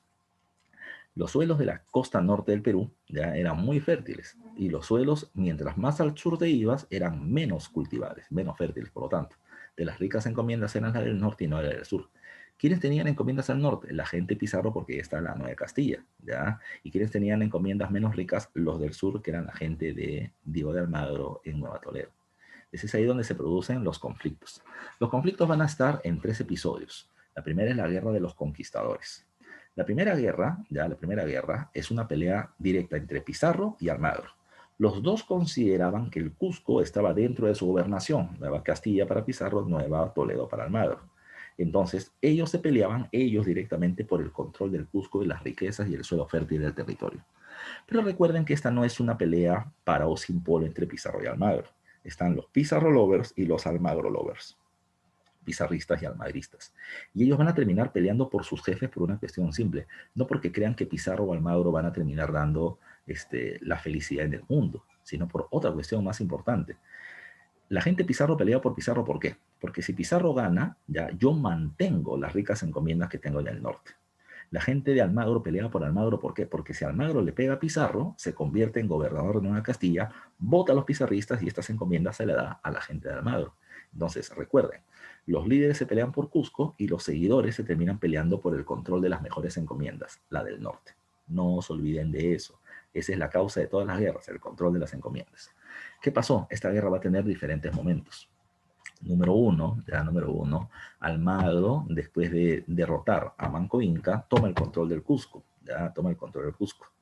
Luego de eso llega un acuerdo con Pizarro para que un representante de la corona española decida a quién le pertenece el Cusco, sea Nueva Castilla, Nueva Toledo. Pero los hermanos de Pizarro asesinan a Diego de Almagro tras la batalla de las Salinas. Cuando muere Diego de Almagro, el padre, el tuerto, el viejo, ¿ya? Un grupo de almagristas se va hacia Panamá, donde Almagro venía teniendo un hijo mestizo, una mujer indígena, y lo terminan nombrando como su heredero. Lo traen acá, lo utilizan solamente al chibolo, a Diego de Almagro Hermoso, asesinan a Francisco Pizarro en Lima y nombran a Almagro Hermoso como gobernador del Perú, Nueva Castilla y Nueva Toledo. Le quitan a los pizarristas las ricas encomiendas del norte y los almagristas las terminan tomando. Pero los pizarristas no están contentos y apoyarán a un nuevo representante traído por España, Vaca de Castro. Con Vaca de Castro, nuevo gobernador establecido por España, los pizarristas lo ayudan, asesinan a Almagro Hermoso en la batalla de Chupas y este pata Vaca de Castro, muy hábil, ¿qué es lo que hace? Para evitar que los almagristas quieran cobrar venganza, va a ser algo simple. A ver, los pizarristas han sido mis amigos, los almagristas mis enemigos. Pero como ellos se están matando, ¿qué vamos a hacer? ¿Qué cosa es por lo que se pelean? Encomiendas. ¿Qué vamos a hacer? Vamos a darles encomiendas a uno y a otro. Y se acabó el problema. Se va a terminar dando buenas encomiendas para todos, ya que había un montón de tierras por repartir y un montón de gente ya había muerto durante este proceso. De esa manera se terminaron acabando las guerras civiles momentáneamente, esta primera etapa. Solamente algunos años después, o solamente algunos meses después, en 1542, la corona española, dirigida por el rey Carlos I, termina estableciendo las denominadas leyes nuevas de Indias. Y las leyes nuevas de Indias establecían, por un lado, la creación de la eliminación de las gobernaciones, Nueva Castilla y Nueva Toledo, y se crean los virreinatos. Solo 2 virreinatos para toda América. Nueva España o México en el norte, de Estados Unidos, del sur de Estados Unidos hasta el norte de Panamá, Y de Panamá hasta Chile, menos Brasil y Venezuela, el virreinato del Perú. Los nuevos gobernadores serían los virreyes, ya los virreyes, pero además se estableció la anulación de la perpetuidad de las encomiendas. Antes, Pizarro y Almagro repartieron encomiendas para siempre y de manera hereditaria. O sea, el encomendero recibía encomiendas y el mismo pueblo pasaba a manos de su hijo, su nieto, su bisnieto y toda su generación. Ahora la corona española dice, ya no. Las encomiendas son de 1 o 2 vidas. O sea, la tienes tú y a lo mucho tu hijo, pero ya no tu nieto. Y esto los encomenderos sintieron de que habían sido usados y que por lo tanto su poder se estaba viendo debilitado. Los encomenderos decidieron rebelarse bajo el liderazgo de un personaje llamado con el nombre de Gonzalo Pizarro. Gonzalo Pizarro encabeza el levantamiento. Primero encabeza una negociación con el rey de España para intentar sobornarlo literalmente para que no les quite las encomiendas. Pero la corona española se dio cuenta de que si habían tantas riquezas para sobornarlo es porque había mucha riqueza en América que se podía obtener. Así que continuaron con las medidas. La corona española anula la rebelión de Gonzalo Pizarro. ¿Cómo? ¿Cómo? Primero la corona envía al primer virrey del Perú, llamado Blasco Núñez de Vela, pero a Blasco Núñez de Vela ni siquiera le dejaron desembarcar en el Callao, porque si él llegaba y se aplicaban las leyes nuevas, los encomenderos perdían todos sus beneficios. Lo votaron. Pero cuando lo votaron, la idea es que él se regrese a España. Desde Panamá desembarcó y nuevamente quiso viajar hacia el Perú. Y los encomenderos lo terminaron matando en Ecuador, ¿ya? En la batalla de Añaquito. Cuando muere el primer virrey, la corona envía a otra persona, y esa persona se llama Pedro de la Gasca. Pedro de la Gasca ni siquiera con tropas vino. Pedro de la Gasca era un sacerdote que venía con el título de pacificador por parte de la corona española.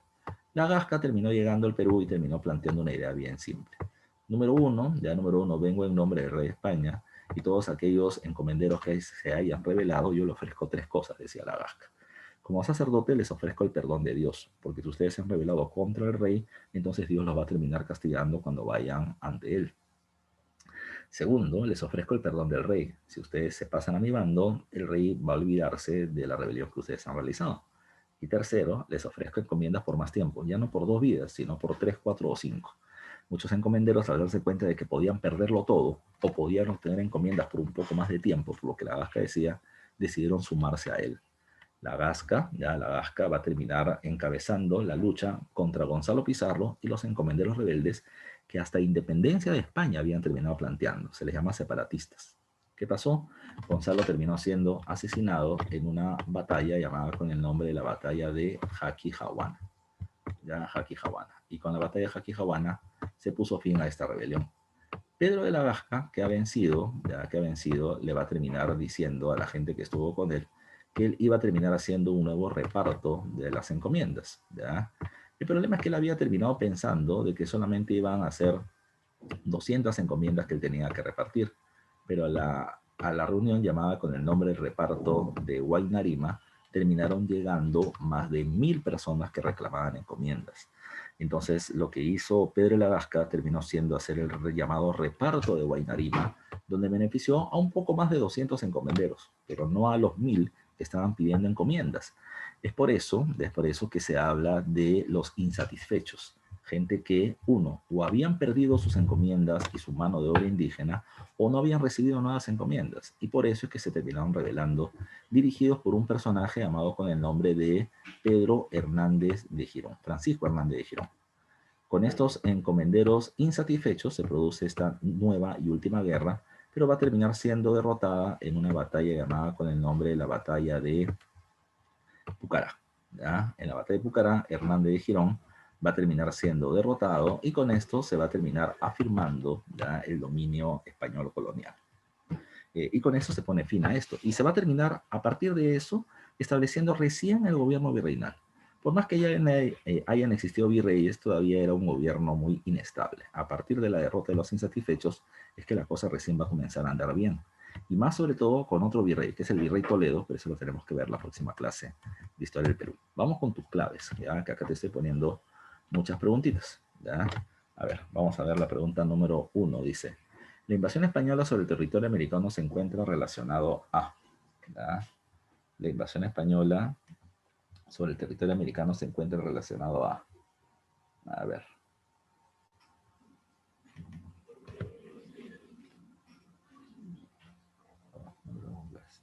Dice, la necesidad de reubicar a los pobladores musulmanes derrotados en la batalla de Granada. Mira, esa era una parte, porque recuerden que estos terminaron siendo parte de las tropas que la reina Isabel le manda a Colón, ya, para ver si es que algo puede conseguir. Dos, la recuperación económica europea y su gran demanda de oro y plata. No, no era tanto por eso. Dice, la guerra de la cruzada promovida por los reyes católicos sobre los pueblos infieles del mundo. Infieles significa de que no tienen la fe cristiana, ¿no? Dice, la búsqueda de rutas hacia el continente asiático, descartando las rutas del Mediterráneo y del África, ¿ya? Entonces, la 1 está bien, disculpa, la 4 está bien, la búsqueda de nuevas rutas hacia el continente asiático. Pero además,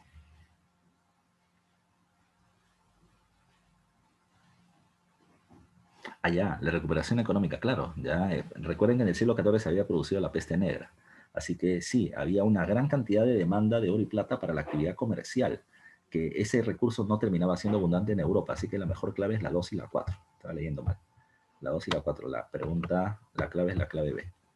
A ver, ¿qué me habían respondido ustedes en la B de beso, como dice Daniel y Ruth?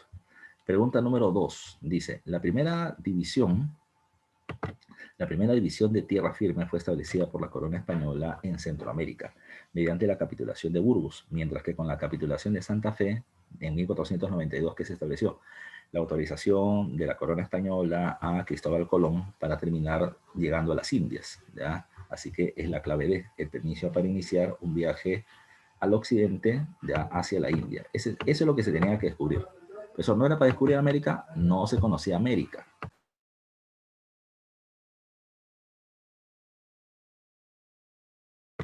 Así que la clave es la D de dedo. Pregunta 3.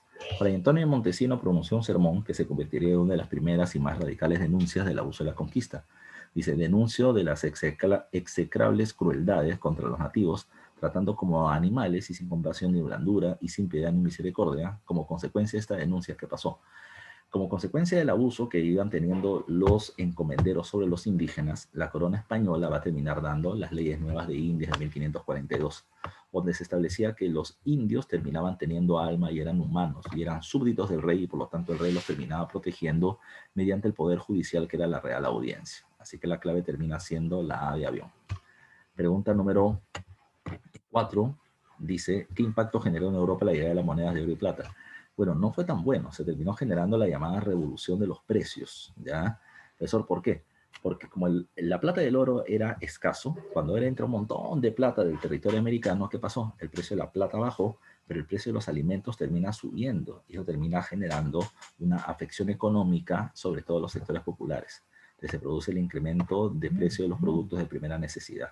No se relaciona con el segundo viaje encabezado por Pizarro, ¿ya? No se relaciona al segundo viaje. Dice, ¿se captura a los indios tayanes? Sí, que son Felipillo, Martinillo, Francisquillo. Atahualpa estaba prisionero de Cajamarca también. Se continúan los viajes de los 13 de Gallo, claro, primero fueron detenidos y luego avanzaron. Se descubre el Tahuantinsuyo.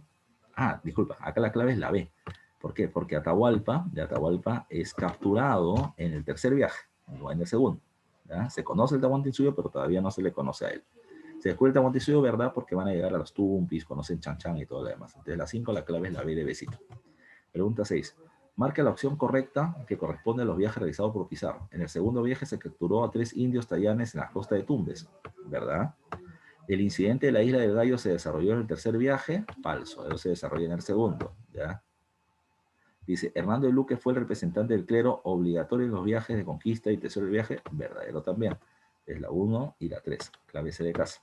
7. El viaje hacia el Cusco por los españoles tras el asesinato de Atahualpa se realizó gracias al apoyo de diversas etnias que se pusieron de su lado, pero el tránsito no fue tan simple debido a que, a ver, cuando hablamos del tránsito estamos hablando del viaje desde Cajamarca hacia el Cusco, y no fue tan fácil porque los generales de Atahualpa todavía le van a hacer la bronca.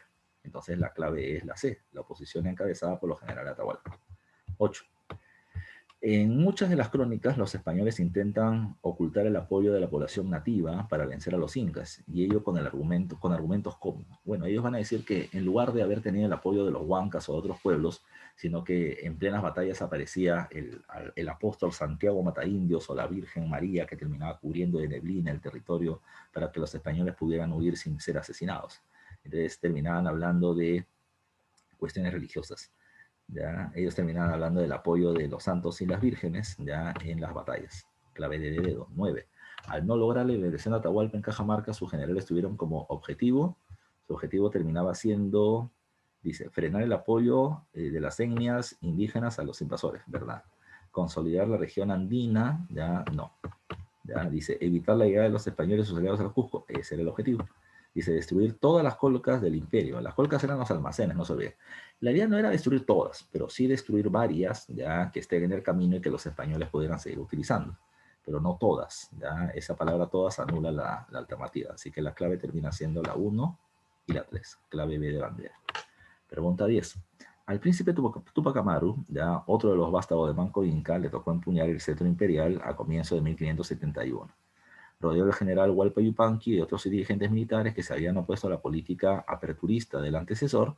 Esta dinastía resolvió cerrar nuevamente la frontera de Vilcabamba. A tal efecto mandó a deshacer el puente de Chuquichaca e hizo fortificar los alrededores. Dichas medidas estaban llevándose a cabo por el tiempo en el que el virrey Francisco de Toledo envió como negociador diplomático al comerciante Atiliano de Anaya, el cual fue muerto por los rebeldes. Ello precipitó la declaración de guerra contra la resistencia en Semana Santa de 1572. Del texto anterior podemos inducir que, dice, Tupac Amaru continuaría las acciones de negociación. No, ¿ya? No quiere negociar, quiere cerrar. Así dice, los seguidores de Tupac Amaru estaban en desacuerdo con su medida de rebeldía. No. Vilcabamba siempre se mantuvo aislado. No. Justo Tupac Yupanqui había tenido negociaciones con los españoles y él no quería. Dice, las acciones establecidas por Tupac Amaru llevarían un desenlace violento. Claro, asesinan al representante del virrey y por eso es que el virrey termina mandando la escuadra para capturarlo y matarlo luego. Clave de dedo. A ver, 11. La encomienda implicaba la administración de un gran número de indios, ya que el rey concedía a los conquistadores como recompensa por los servicios prestados en la conquista y la colonización. Los encomenderos podían recibir tributo en forma de bien o trabajo en nombre del rey. A cambio, asumían la responsabilidad de cuidar el bienestar material y espiritual de los indios, es decir, proteger y cristianizar. Bacán, eso era la encomienda. En los inicios de la colonización española sobre el Perú, las encomiendas resultaron ser, dice, la razón por la cual los invasores buscaban separar inmediatamente el Perú. No, eso todavía no está ahí. La fuente más grande de riqueza y movilidad ascendente que podía conseguirse en el Perú. Claro, como no se entregaba tierra en propiedad, la encomienda era lo que me generaba riqueza a partir de la explotación del indio, podía ser esa. La evidencia más clara de la política humanitaria, no, porque igual los van a maltratar. El principal mecanismo por el cual España buscó civilizar y cristianizar, no, la mejor clave para los españoles era esto, era una fuente de riqueza, ya la explotación del indio. 11, B de besito. 12. La disputa por la posesión de la ciudad del Cusco fue el factor principal que desencadenó la guerra civil entre Pizarro y Almagro. ¿Ya? Entonces es la D de dedo, la pregunta examen de admisión. Marque la alternativa correcta relacionada a la guerra civil entre los españoles. ¿Ya?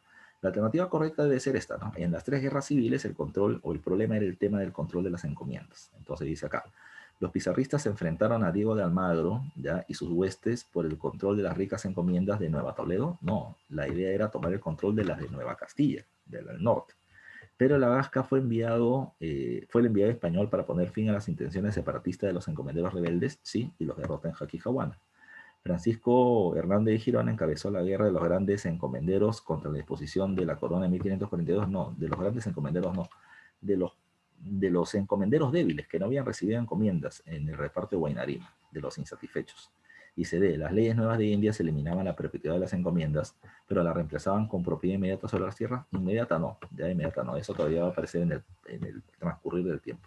Así que la clave es la B. La 14 dice, diferentes batallas se produjeron durante la guerra civil. Entre destaca la batalla de Chupas, pues en ella se derrota a Almagro el Mozo, ¿ya? Se derrota a los almagristas encabezados por Almagro el Mozo. 14. Y la última es esta, dice acá, otra lectura. Dice, Bartolomé de las Casas, ¿ya? Bajo la influencia de Bartolomé se promulga en 1542 las leyes nuevas, cuerpo de ordenanzas que prohibía la esclavitud, determinaba la supresión de la perpetuidad de las encomiendas y por añadidura disponía la instauración de la audiencia o el poder judicial en Lima. Y además dice, este era presidido por un virrey investido de mando militar. La pregunta es, en base a lo aprendido en clase del texto anterior se puede deducir que las leyes nuevas presentaban, dice, colocar el poder en manos del representante de la corona. Claro, ya no era el gobernador, sino que era el virrey directamente, el representante del rey. Promover y modernizar el Estado español y sus colonias, Modernizar, no tanto, ya no tanto, porque eran pocos todavía los funcionarios que iban a venir. Dice, evitar que los encomenderos se conviertan en una nobleza indiana. No, no le estaban dando título de nobleza, la idea solamente era que no sean muy ricos, sino sea una amenaza. Dice, velar por la conservación del vasallo nativo. En parte, ¿no? Porque ya se está diciendo que ya no van a ser abusados por el encomendero, que la corona española los va a proteger, que para eso estaba la audiencia. Entonces, la mejor clave entre estas que están acá es la C, la 1 y la 4. Así que, muchachos, esto es lo que tenemos que ver el día de hoy. Gracias por la atención prestada. La siguiente semana tenemos que ver la primera parte del virreinato. Si pueden avanzar, vayan leyendo las reformas toledanas y la organización social y política del virreinato, que es un tema muy amplio. ¿Ya? Caticita, te los dejo, ¿ya? Para que puedan seguir avanzando con su trabajo. Gracias, profesor. Gracias por la clase. Bien, chicos, tenemos receso hasta las 12 y empezamos con RM.